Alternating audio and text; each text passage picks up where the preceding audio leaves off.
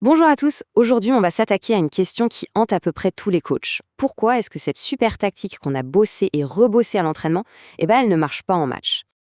Ah, c'est le grand classique, non. Une frustration énorme. On passe des heures et des heures sur le tableau, sur le terrain, à tout planifier.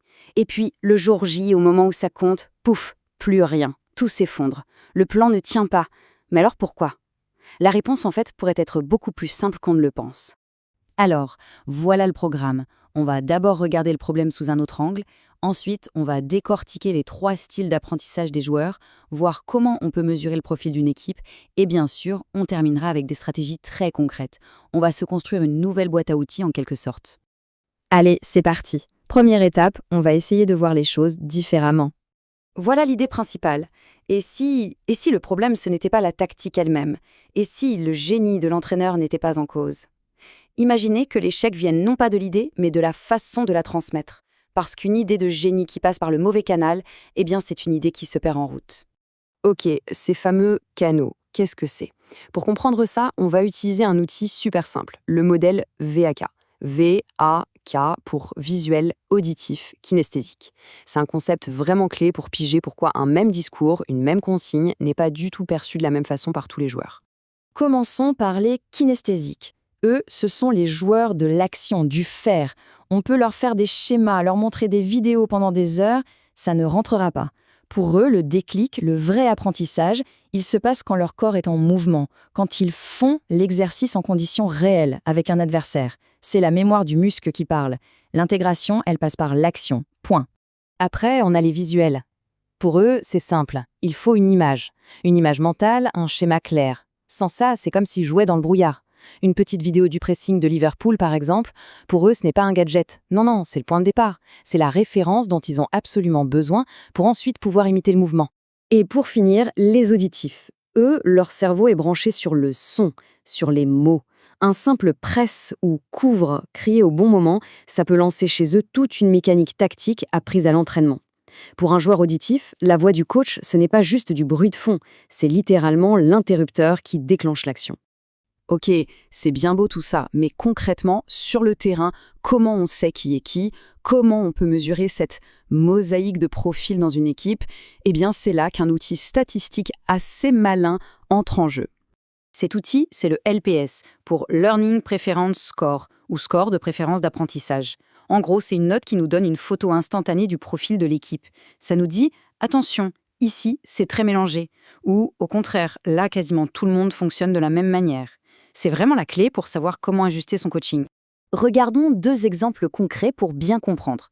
D'un côté, une équipe comme Ajaccio avec un LPS élevé. Ça veut dire quoi? Que c'est très hétérogène, il y a un peu de tout. Pour le coach, c'est un vrai casse-tête pour faire passer le message à tout le monde. Et de l'autre, Palerme avec un LPS très bas. Là, c'est l'inverse, c'est très uniforme, ça a l'air plus simple à gérer, mais on va voir que ça cache aussi des pièges. Et attention, ce n'est pas que de la théorie. Une étude sur 96 équipes européennes de haut niveau a montré des écarts énormes.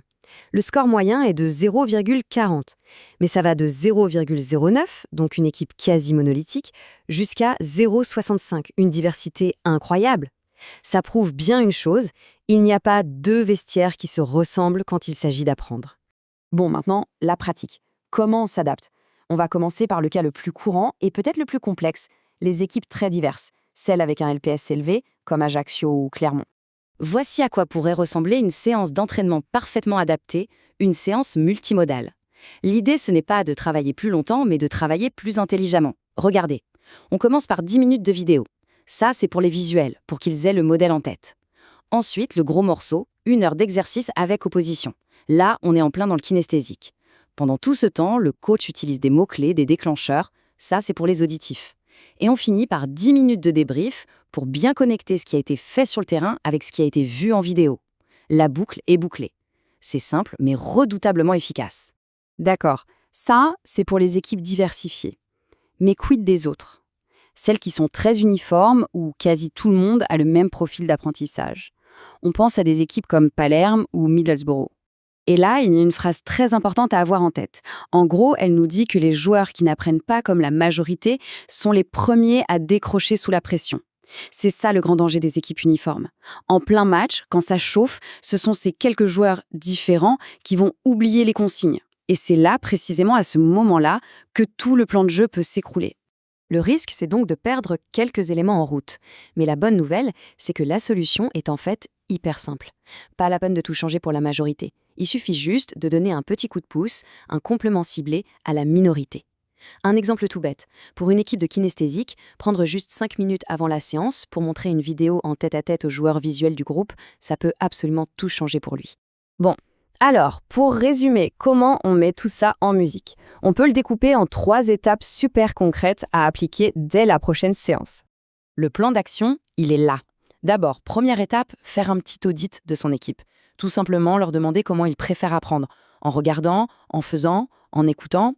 Deuxièmement, quand on prépare une nouvelle tactique, il faut penser multimodal, prévoir un truc pour chaque canal, une vidéo, un exercice, des mots-clés. Et enfin, troisièmement, il faut penser aux exceptions. Pour les quelques joueurs qui ne rentrent pas dans le moule majoritaire, on leur donne un petit plus, un canal d'infos supplémentaire. Et tout ça, ça nous ramène à une dernière question, une question un peu pour réfléchir. La meilleure tactique du monde, si elle reste coincée dans la tête du coach, elle ne sert à rien. La vraie clé, c'est de réussir à la faire passer dans la tête et dans les pieds des joueurs. Des vrais joueurs, ceux qui sont là, dans le vestiaire. Et la question finalement, c'est celle-là. Est-ce qu'on entraîne les joueurs qu'on a ou les joueurs qu'on croit avoir ?